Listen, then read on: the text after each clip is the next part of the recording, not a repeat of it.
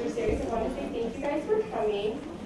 We're really excited to have Ms. Johnson here today and to join us, and we look forward to the Q&A session towards the end. We're really glad that she could also take time out of her schedule to come talk to us. But before we start, I just kind of want to give you guys a brief background of Ms. Johnson's career and time at the Food Network. Ms. Johnson was named president of the Food Network in 2004. In 2010, she was elevated to head of the entire food category at Scripps, which includes Food Network, Cooking Channel, FoodNetwork.com, Cooking Channel Television, CookingChannelTV.com, Food2.com, RecipesR.com, and Enterprises. Since May of 2003, Ms. Johnson has served as Senior Vice President and General Manager of Food Network. Johnson previously worked for many years at A&E, where she launched the Biography Channel and proposed the original concept for the History Channel and crafted its programming strategy.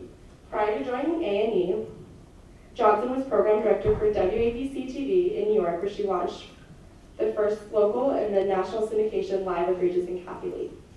Cable Max is named for one of the most influential women in cable, and the Women in Cable Telecommunications names Ms. Johnson the winner of its 2010 Woman of the Year Award. So I'd like to bring up Ms. Johnson.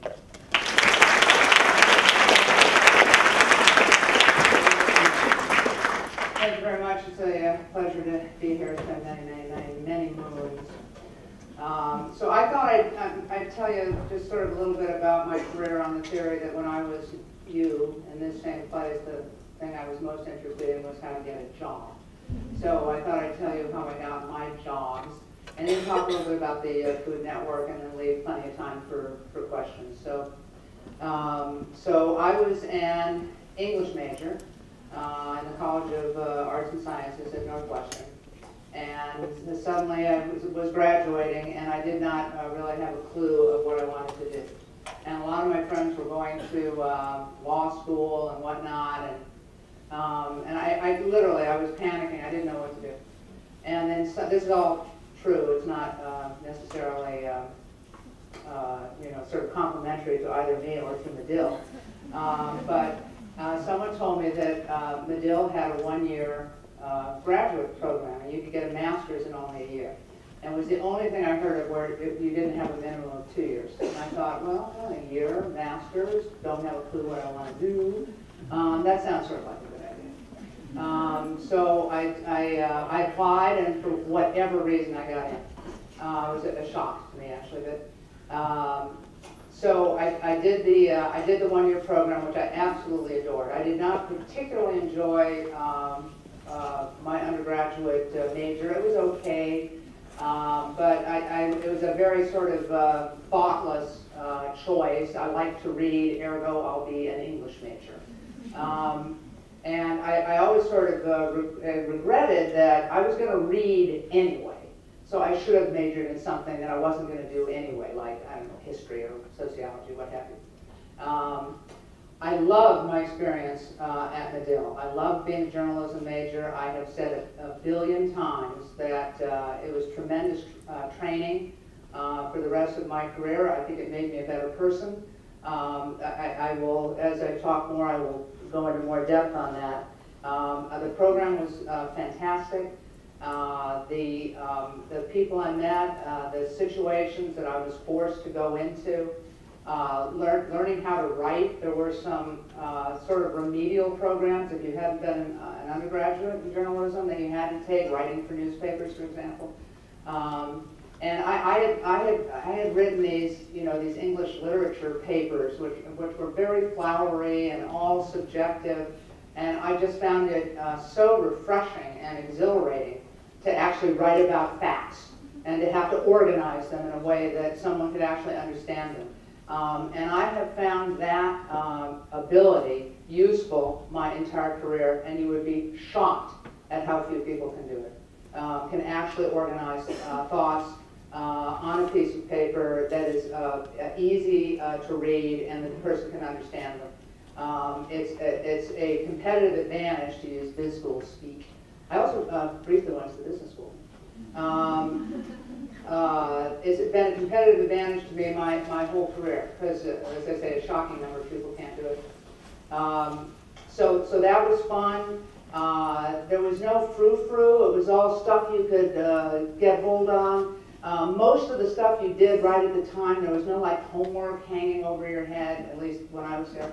I mean, there was a lot of work. You worked all day long. But it wasn't that. In 3 weeks, I have to do a paper on the mill and the floss, which means, first of all, I have to read the mill and the floss, and then I have to write about it. Instead of just be hanging over my head. Here you did everything just the same day. Go write something about this. Go shoot something about that, what have you.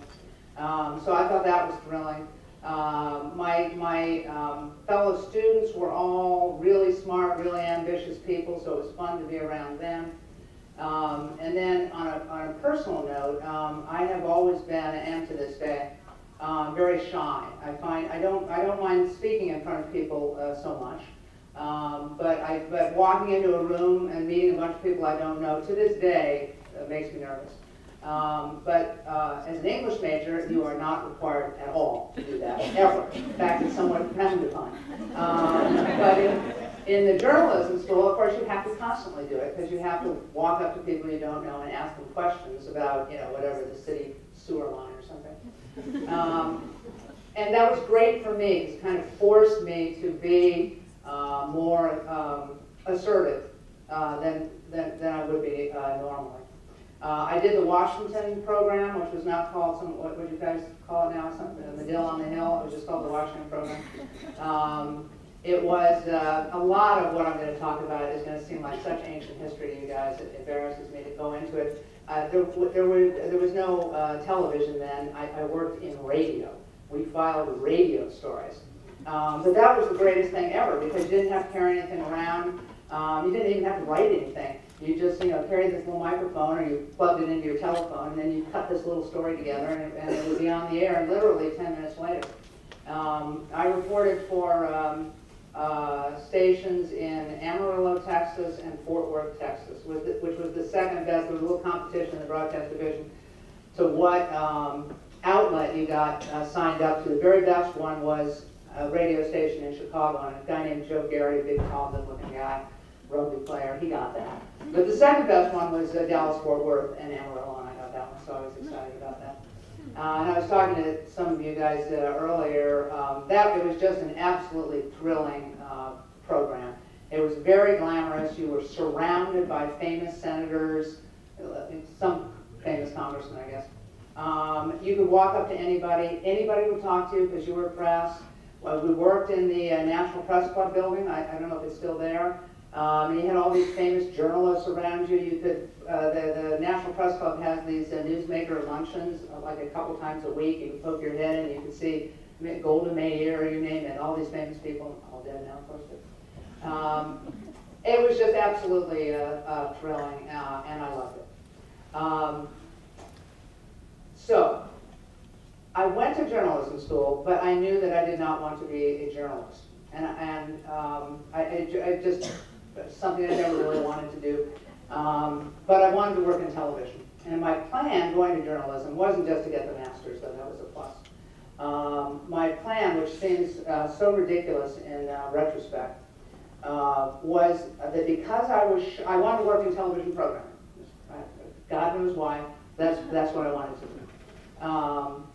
Oh, I should mention, by the way, just as an interesting aside, that my mother also went to Northwestern. She went to a small school in Wisconsin as an undergraduate, but she was in love with radio. This was in the 40s, and they had something called the NBC Northwestern Radio Institute, and it was to prepare young people for careers in radio. And she did that, and then she went to work for NBC in Chicago, and then she met my father, and they moved to Los Angeles, which is where I was born. But it was sort of interesting to sort of follow in her footsteps.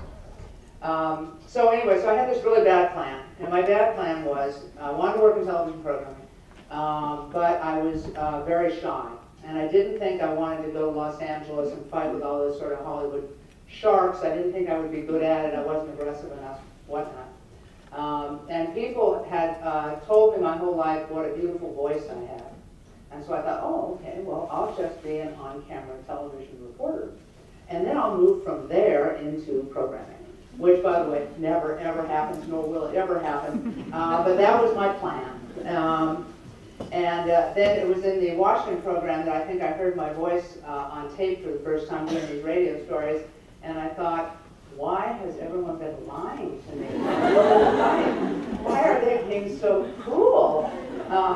Because if you've ever heard your own voice always sounds like really, really ugly. At least my voice sounded really ugly. So that was my plan. At the time I graduated, what you did in broadcast journalism was you started off in a small market and then you moved to a larger market. So I sent out 1 billion resumes and my little radio reel, or I guess I had a little, no, I couldn't have had it because it was shot on film back then. I guess it was a radio reel. I don't know. Anyway, I sent to every single television station in the West. California, Oregon, Washington, Nevada, Arizona, Idaho, Colorado, etc. And I got exactly, so that was what, probably 60, 80 television stations.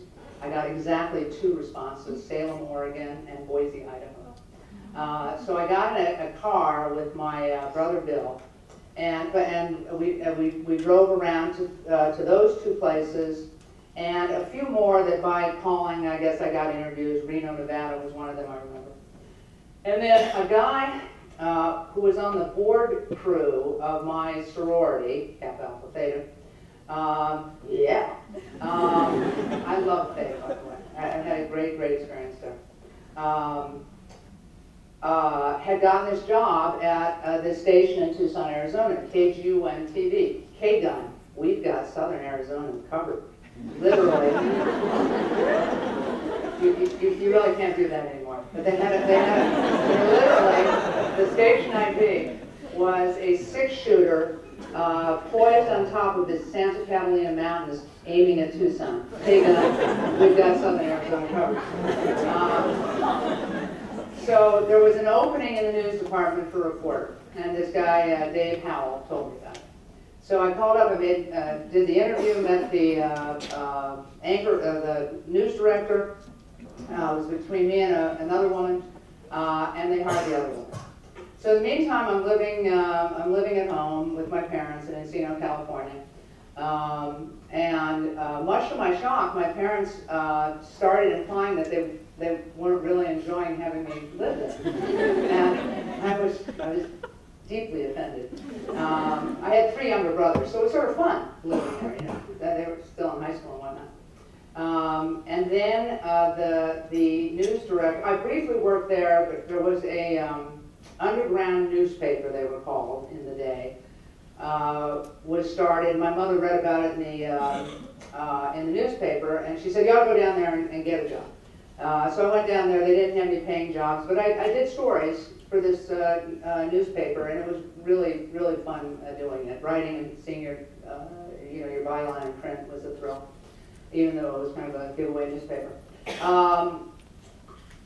The news director called me and said that the general manager of the television station had an opening for a secretary, which is what they called assistants back then.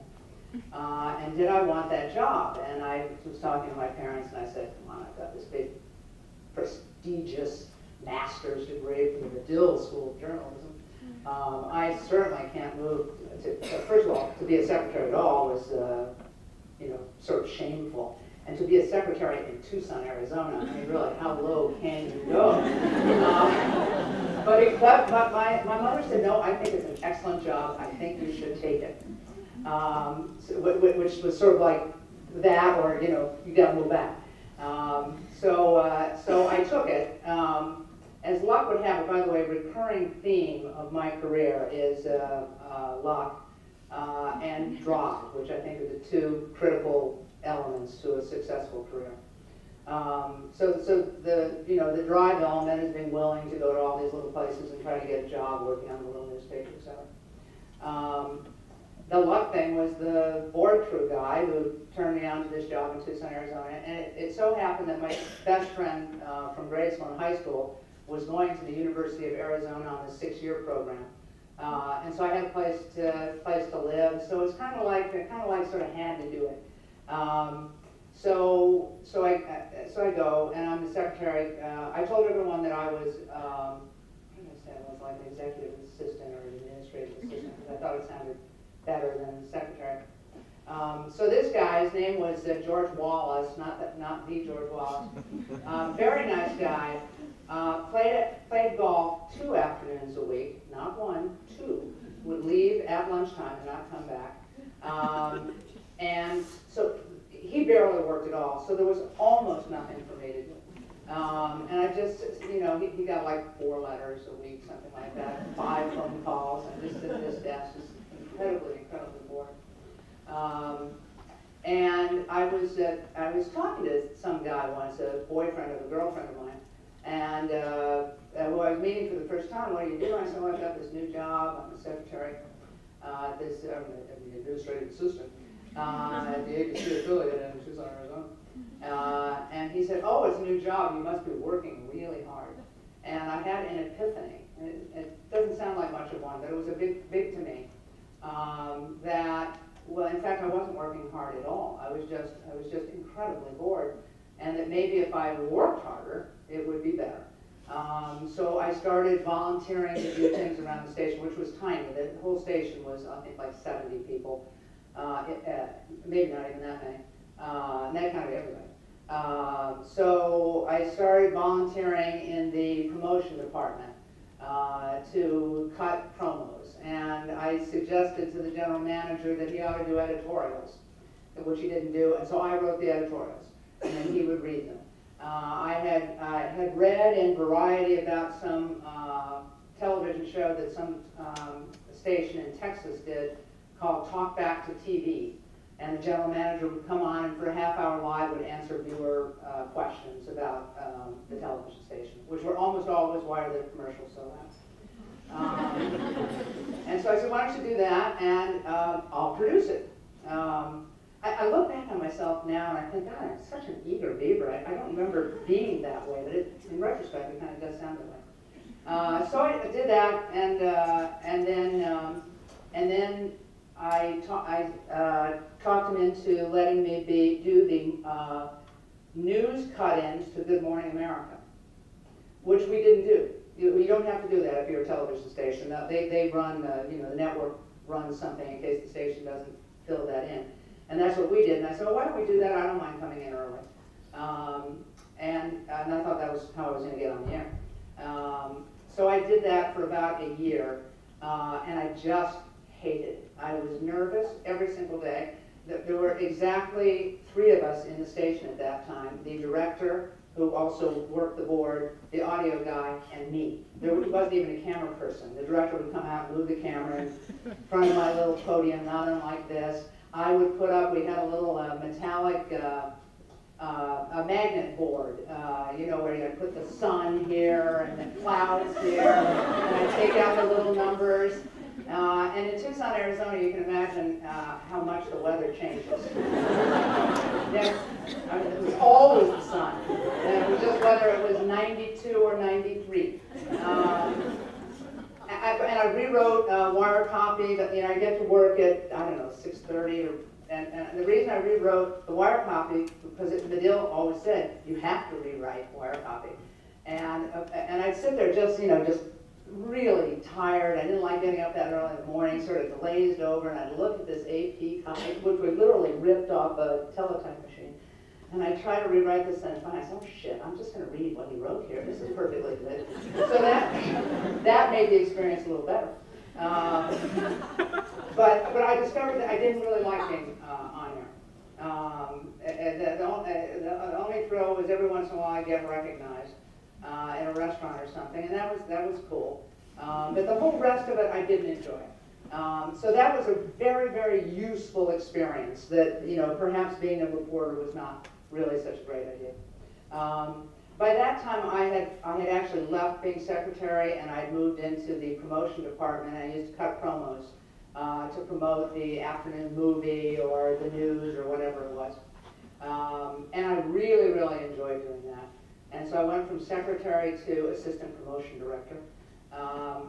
And then eventually, I've now been there almost 2 years, and I thought, I think I have gotten most of what I can get out of Tucson, Arizona. And I think my old high school friend was finally graduating, so I thought it was time to move on. In the luck category, one of her roommates, who became one of my roommates, father was president of the ABC owned and operated television station. And luck would have it, he was visiting his daughter one day. And I allowed us how I felt that I would like to, rise up from Tucson and, oh, no, all right, well, you come work for one of our stations. Where do you want to work? And so I'd like to work in either New York or Chicago. All right, well, go talk to them. I'll set it up. So I went to WABC, and then I went to WLS, and they offered me a job at WLS right here in Chicago. So back to Chicago I come. And I started off as a production assistant in the programming department, in the public affairs unit. And then I moved to, they had a show, in fact, someone just showed me, they have a new show called Windy City Live. There used to be a show called AM Chicago. All the ABC-owned stations had local morning shows. This was back in the day when there was a lot of local production in television. So I was hired on that show. I was made the associate producer, then I was the producer, then I became executive producer of the station, then assistant program director.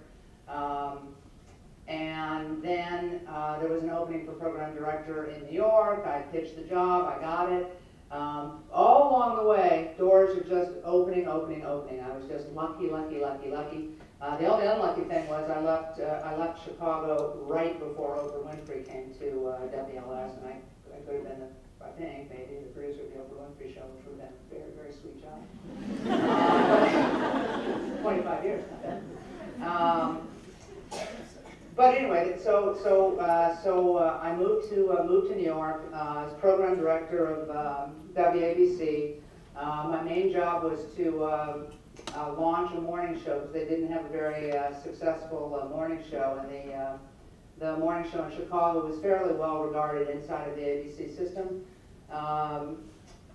And so we launched live with Regis and what's her name? No, you're thinking it's. Oh, I'm so sorry. Cindy Garvey. Who was the first co-host, and Regis did not want to come to New York, and I had nothing to do with getting Regis to come to New York. It was one of the big muckety mucks at ABC was close friends with Regis, and talked him into it, though his contract had a misery clause. And the clause was if he was just miserable, he could leave, which is the only misery clause that I've ever heard of in my entire career. It would be great if you could have that in all your contracts. So I was there for, I was at LS for about 6 years. I was at the station in New York, WABC, for about 6 years. There was a woman that I had hired as a freelancer, as a favor to a woman I'd worked with here in Chicago. And, she was a friend of a friend, maybe we'd go out and have a drink together, but I didn't really know her all that well. And she left, and she got a job at a headhunter company, Johnson, Smith, and Nicely, if you can believe it. And she called me up and she said, this channel, the Arts and Entertainment channel, is looking for a head of programming. Would you like me to put your name up for it? And I said, by all means. I subsequently got that job. But think about that. If it was only because this freelancer was now freelancing at a headhunter. I mean, she wasn't even the headhunter. She was an administrative assistant, I'm sure. And if it weren't for that, it never would have happened. Lesson there, always be nice to people. Always. Would you be interested in the Arts and Entertainment channel? And I'm a little bit of a classical music nut. And I thought, oh man, this would be great. I love arts. I love the performing arts. This would be fabulous. So I went over there. I was so clueless. That when I went to A&E, it was only in 30 million homes. I just thought it was on television. It was everywhere. It was a shock to me to realize I was reaching probably fewer people than I had reached, well, definitely far fewer people than for the Regis show. Anyway, so I get to A&E and I look at the ratings, and it's clear that the performing arts stuff is just dying the death of a dog. And so one of the first things I did at A&E was eliminate a great deal of the really high performing arts programming. And I say that without apology because classical music on television is really difficult. It is not a good way to listen to it. It is incredibly boring. In most cases, to listen to a Schumann symphony or something on television is really difficult. So instead, I thought we should focus on documentaries and drama. We had a big output deal with the BBC, and which was really fortunate. And so we did a lot of cool things. Pride and Prejudice was a big hit for us. Horatio Hornblower. This is back in the day, by the way, when A&E actually was sort of an upscale network. And then the highest rated show on the network was these ancient CBS shows called Biography. And I said, well, why don't you do contemporary ones? I mean, they literally ran things. They ran biographies of Fiorello LaGuardia. I'm surprised you laugh at that. I'm surprised that any of you even know who Fiorello LaGuardia is, a former mayor of New York, for those who don't. And I said, well, wouldn't it be like better if we did like famous people and maybe somewhat more contemporary people than Otto von Bismarck? That was no and so we did, and Biography became very, very successful. The costume dramas from Britain were very successful. We then launched the History Channel, which far surpassed anyone's expectations. My former boss always has given me credit for coming up with the idea for the History Channel, and I accept that because he says it. The fact of the matter is, many, many people considered doing a History Channel. I know Discovery was thinking about doing one. We just did it. We just did it first, and it completely surpassed our expectations of how successful a network that would be. And so I was at A&E for almost 10 years, and my boss and I, who had this would be the biggest bad luck in my career. And I had never really gotten along all that well, to tell the terrible truth. But he thought I was a creative. He was a business guy in the most old school sense of that term. I was a creative. So he couldn't really beat up on me so much because I was creative, and it might spoil the secret sauce that he didn't understand how this stuff happened. He was just brutal to the business people that worked for him, the ad sales people, etc. So we had sort of never gotten along so well. But he promoted me from, I was head of programming for A&E and the History Channel, and then History grew so large that they separated them out, and he wanted a general manager for A&E and a general manager for History. And so I was made the general manager for A&E. But because I had no business background, he wanted to send me to one of those little executive MBA programs. And ironically, the one he chose was at Northwestern in February. Thank you very, very much. And true story, so I take a cab in from the airport to the Allen Center, which is where I lived, and did this little, it's like a 4-week, 7-day-a-week kind of intensive thing. And as I'm getting out of the cab, out of the corner of my eye, I see, I presume a student slip on the ice and fall like that. And it was like deja vu. I was an undergraduate again. I'd forgotten that. So here's the weird thing that happened. So I come back with this little mini MBA certificate, whatever it is, and he decided that I wasn't creative anymore. I was now a business person. And I mean, how stupid was that? I mean, how ridiculous was that? But this is the way this guy thought. Very, very compartmentalized kind of guy. I'm now a business person. And so he could just be brutal to me. and was just constantly giving me grief about decisions, many of which were good decisions in my opinion. Anyway, I went from being very happy to very unhappy. I was very unhappy for 3 years that I was general manager, and my children, I had 2 children.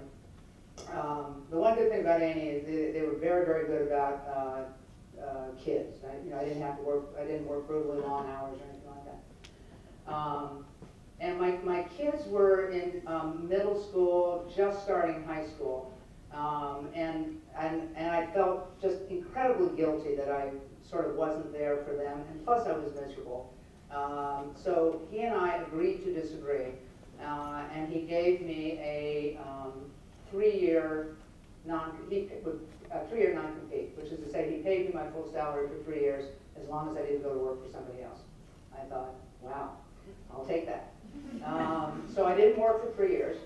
I always tell this story. Of those 3 years, I had 1 year was really good, and the other 2 are miserable. The first year was miserable because it was very wounding that that we had agreed to disagree, that he was just as happy for me not to work there anymore. It was very wounding to me because I felt that I and my team had really put A&E on the map and the History Channel. And then the last year, I was constantly worried about having to get a job. Was I too old? No one ever.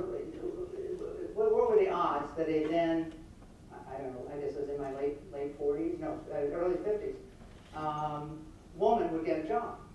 So it was only that middle year that I really, really enjoyed. Played tennis, played the piano in the school play. It was great. So now I have to go back to work financially, and so I called every single person that I knew in the television business, which it was a lot of people, and 2 people offered me jobs, and one was at the head of programming at the National Geographic Channel, which would have meant commuting to Washington because I wasn't going to live there. And the other one was at Scripps. It was undefined exactly what I was going to do at Scripps. But here's the incredible, the real biggest learning thing that I can tell you. The president of Nat Geo and the president of the Scripps Networks both said, I swear to God, the exact same thing to me. They said, Brooke, different places, different words, but essentially the same thing. Brooke, I don't know if you remember, but I was between jobs and I called you up and you took an interview with me.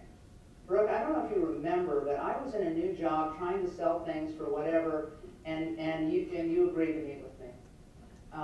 And if that should just like resonate hugely with you. What goes around comes around. Always be nice to people. Always take phone calls. Always be willing to meet with people. You can never be so important or so time pressed that you shouldn't do things like that. And if I hadn't done that, I'd still be playing tennis in a much, much smaller house. So I picked Scripps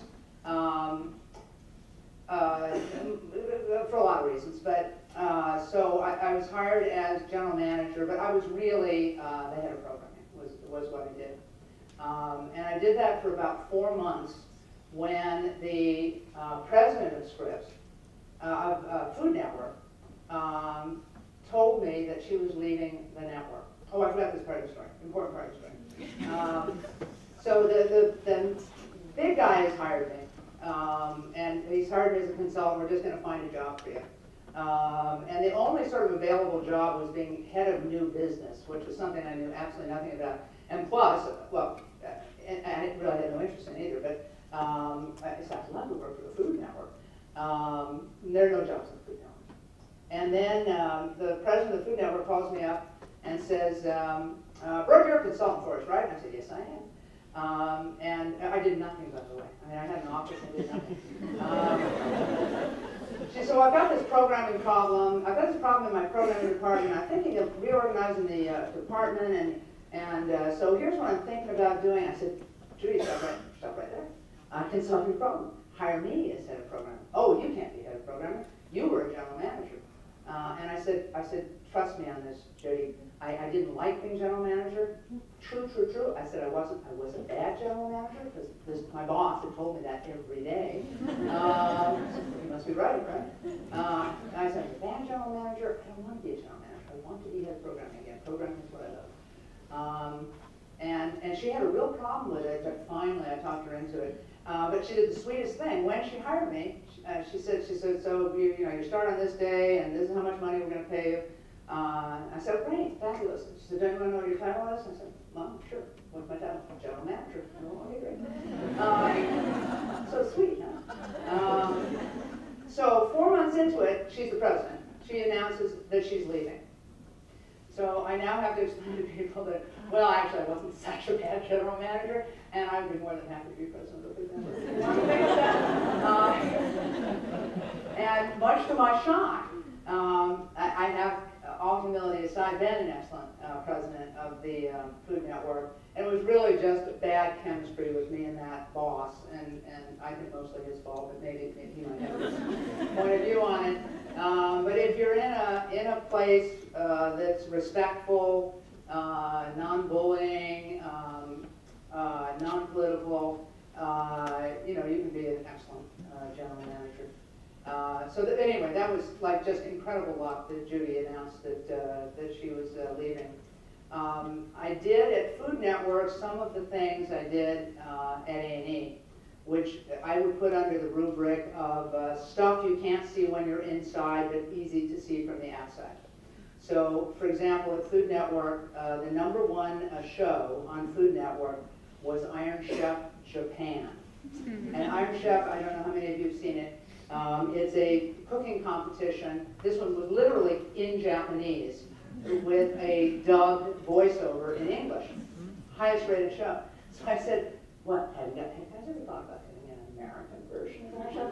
Oh, no, Brooke, that would not work. It's the kitsch appeal. It's of the show that makes it so successful. And they were absolutely convinced of that. That's why people watch it, because it's so, funky, kitschy, weird, blah, blah, blah. I said, well, what the hell? Let's just try one in English, see what happens. And we did 4 of them, and they were hugely successful, and was the first successful show that we put on the air in prime time.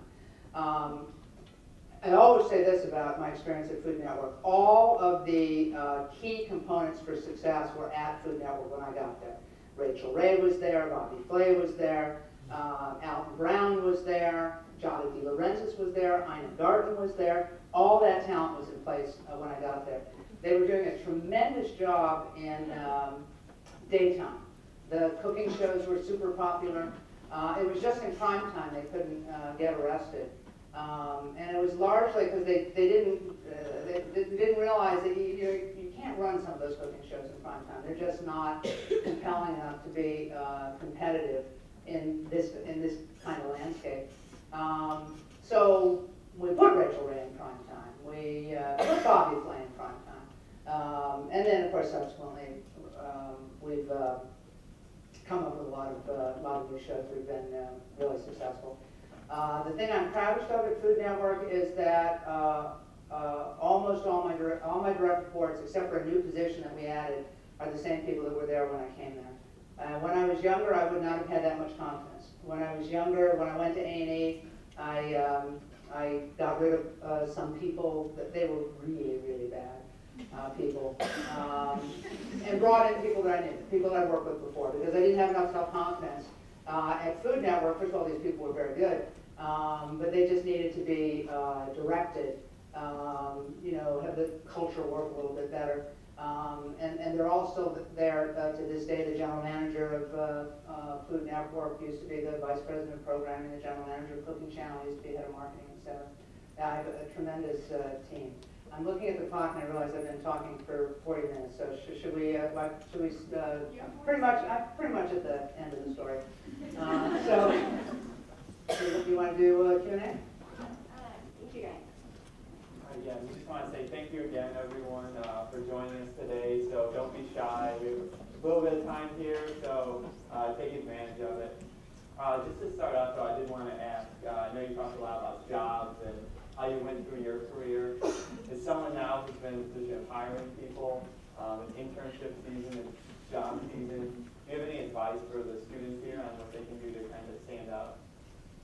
Well, I mean, obviously, I think you guys all know this already. Internships are tremendous. We hire a lot of our interns. It's the best way to get in and get to know people. That would be numero uno. Internships are the best. Number two is any connections whatsoever. So I would not have gotten that job in Tucson, Arizona if I hadn't known this guy on the board crew. People like to hire people that they know or that someone they know knows. Because hiring people is the most important and the most difficult thing that you do in business, anywhere. And so it's just fraught with risk. If you hire the wrong person, it means you have to fire them. Firing is the most emotionally wrenching thing that you do. So people want to be as confident as they can that they're hiring the right person. So often that means knowing somebody.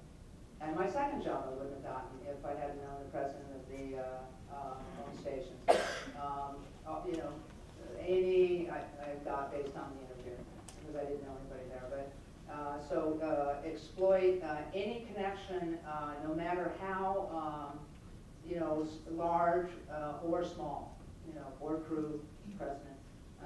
It's all the same. We'll open it up. Question over here to the left. It's not on, but I don't know. It's I can hear. loud. So I don't know if you read, but I think last week, former New York Times food critic Amanda Hesser came out with an article that sent a lot of waves out, at least in the food blogging and writing sphere, in terms of the future of food blogging and writing, and just it was sort of, I guess, pessimistic in a way about making a living in a career like that. Do you see the same issue in television production for food sort of based things, or how do you see the Food Network 10 years down the road, 20 years down the road? Well, this is something I think about every day, though I would so much rather not. Everyone in television is obsessed with the future and the impact of the internet. And no one knows the answer. I do not know the answer. I will say this: I think if there's going to be a decline in television, it's going to be a long, slow decline. So I don't think in 10 years there's going to be a big difference. The people on the other side of the argument say, no, it's what you want to watch, where you want to watch, when you want to watch, blah, blah, blah, blah, blah. So cable television networks, broadcast networks, et cetera, they're all dinosaurs. It's all going away. People your age don't watch television anymore. You only watch on your computers. You only watch on demand. I'm just curious, by show of hands, how many people occasionally watch regular television? I rest my case. I say that all the time. I can't tell you how many people that I work with say that, well, young people don't watch television anymore. I go, my two kids watch television. Both my kids are out of college. The one who makes enough makes the most money, not very much, of course, but has cable TV. The one who doesn't make that much money does not have cable TV, and it's strictly a result of not being able to afford cable TV. So I obviously it's in my best interest to see this. So I've always questioned myself, but I see if there's going to be a decline, I see a long, slow decline. Because it's for a lot of reasons. I think people like watching the big screen. I mean, again, I can't tell you how. They're all these kids. They only watch on their phones. Well, really? They're watching Game of Thrones on their telephone. But there are people my age, or even a little bit younger than I am, who think that. I think the big screen experience is important. And people thought movies were going to go away. When television came in, movies were going to go away. Movies haven't gone away. Not to mention the whole financial underpinning of television. It's really, really expensive to make television shows. So if you take away particularly in cable, well, broadcast now with must-carry retrans rules, you have two revenue streams. So you have advertising and you have affiliate fees. In a watch it when you want to watch it where you want it on-demand world, there's not going to be any affiliate revenue. So that means half of your money has gone away. So the ability to produce these shows is going to be much smaller. When I think about it, like the only model that could be is then it would be like movies. You'd have to take a big risk, spend the money, produce the thing, and then you'd have to spend as much money as you spend producing it, just like in movies, marketing it. And they're going to be hits and misses, so it's going to be like movies or Broadway. Is that going to happen? I don't know.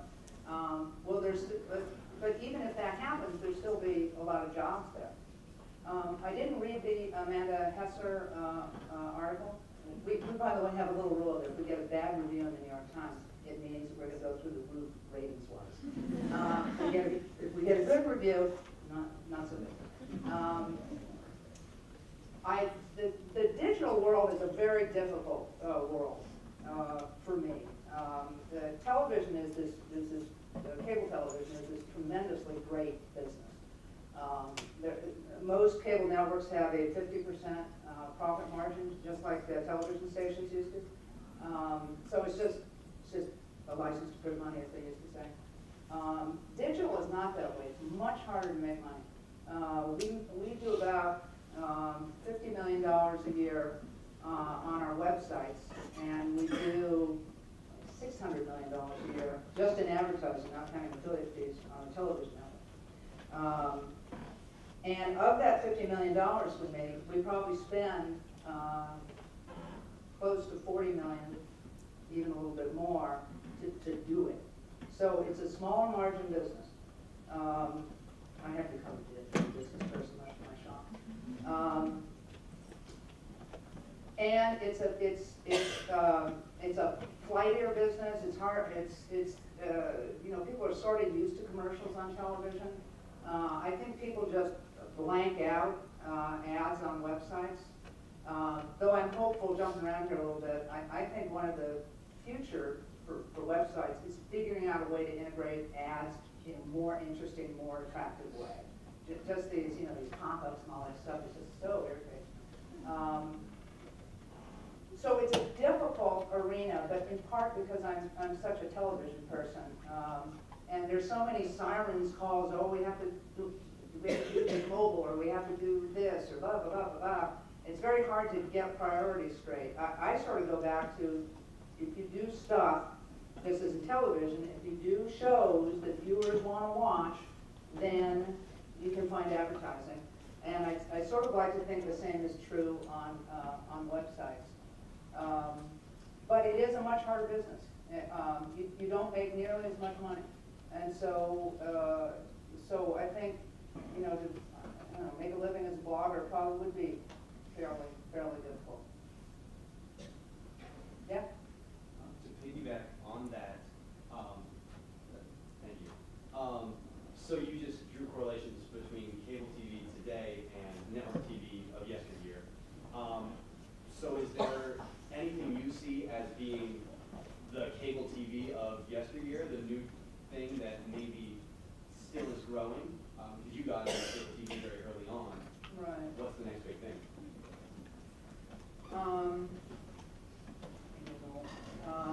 The terrible answer. My son works for CBSNews.com. So that's good. He got a job. And most of our hiring is digital hiring, because we have cable TV is a pretty mature business, so we have just as many programmers as we need. So the only time we're going to have a job is when one of those programmers leave. We are still adding people to digital. We are still trying to figure out how to be more successful in that arena. So I would, certainly there are 100 million times more jobs in digital than there are on television, I would think. I just think it's a difficult area. No one's totally cracked the code on it from a financial perspective, but that doesn't mean they won't. Advertisers have to talk to potential product buyers, so maybe they will figure out a way to monetize digital better. I'm a big believer in that, and I'm sure you guys hear this from other people. I don't think the future is a content for free future. I think people have always paid for content to some extent, and will continue to do so. At Food Network, we launched a magazine, Food Network magazine, at a time when people did not launch magazines anymore, about a year and a half ago. And we are hugely successful. We were profitable in our first full year of operation. We are the #1 best-selling culinary magazine on newsstands. We are the 6th best-selling magazine on newsstands of all magazines, which is just mind-boggling. And I think it's a very likable magazine, and we're making money. It enhances the brand. It proves something that we feel very strongly at Food Network, that we are not a platform, we are a brand. We're very lucky because we're a category brand. It's a lot easier for us to be a brand than it is for USA Network or TNT or something.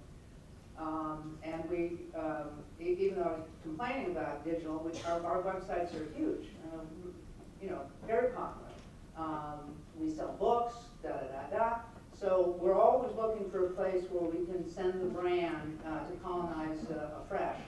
And my new favorite thing is digital publishing. And who knows whether we'll end up being right about this, but I think that I got the Focus Group of 1. I got an iPad. And I read everything on the iPad. I do not read print anymore. I read the New York Times every day on the iPad. I actually read the New York Times more since I have my iPad than when it was paper. I read the New Yorker on my iPad. It gets delivered, and I always read it on my iPad. So I think that I think that's the future. I think tablets are going to become ubiquitous among the reading public, and I think it's a big opportunity for Food Network. The #1 culinary magazine in the country is Cooking Light, the Time Inc. Magazine.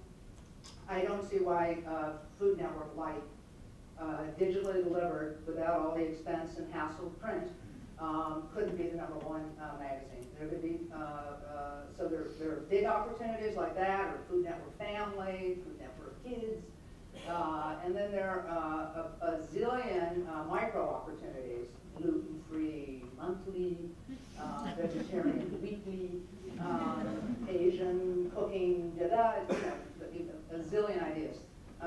And so they'll all be small businesses, but if you aggregate enough of them, I think it could become a real exciting new arena for the food category. And there's nothing standing in the way of us doing it. There's nothing required there that we don't know how to do, except maybe print writing, but we can hire some people like you.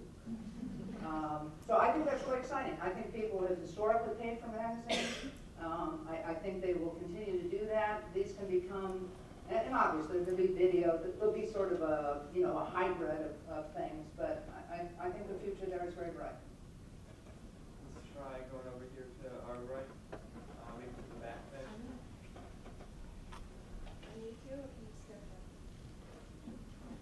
It might be a two-parter.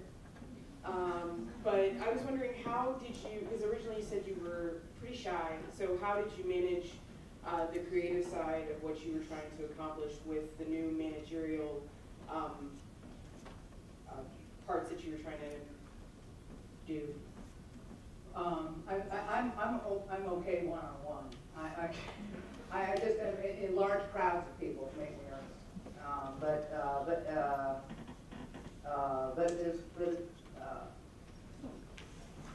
But thanks to Medill and other experiences, I can fake it pretty well. I can walk into a room with like 10 or 15 people, like a staff meeting, and I can run a meeting without Wilson at my chair.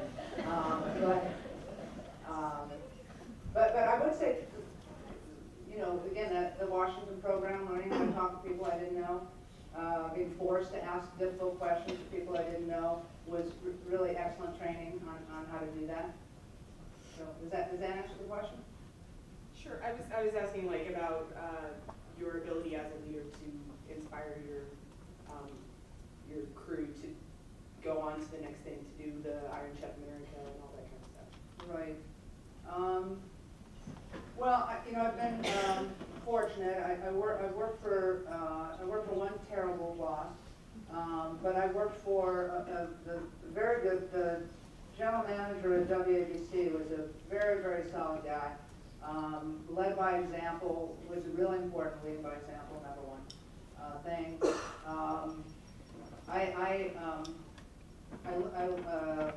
I learned when Capital Cities bought ABC, Capital City, and then they sold out to Disney. It was a really, this is probably boring, but it was a really wonderful company. And they had certain cultural beliefs that I passionately believe in and that I act on every day. And they're mostly, they can be summed up by directness. You ought to be direct and really downplay politics. And be very clear with people and encourage people to be the same with you. And do not, I mean, if I had a nickel for every time I said, please disagree with me. I think this, but please disagree with me. Because you can't get anywhere if you just do what the boss tells you to do. So I've always tried to make that kind of a culture. And happily, the culture at Food Network was already fabulous when I got there. The whole food world is a very, very pleasant world. Chefs sort of set the tone, and as a general rule, they are gregarious people. They like to eat, they like to drink, they like to talk to people, they like to feed people. So it's a really, really pleasant culture to begin with. And then I just help by making it a little bit more directed, a little bit more, this is a problem, what can we do together to solve it? I'm not trying to hurt anybody's feelings, but numbers don't lie, whatever it is. Very respectful, but let's be direct. Let's, when I first came to Food Network, the staff meetings were going around the table with everyone telling each other how wonderful they've been this week. Well, I did this great thing. Oh, I did that great thing. And so we're not going to learn anything from how great we are. Let's talk about what some of our issues are. What are our problems? What are you worried about? And we'll celebrate the victories. But so is that more what you were looking for? Yes. I mean, it's honestly a philosophy of management that I largely stole from the management at Capital Cities. Lou Gerstner, who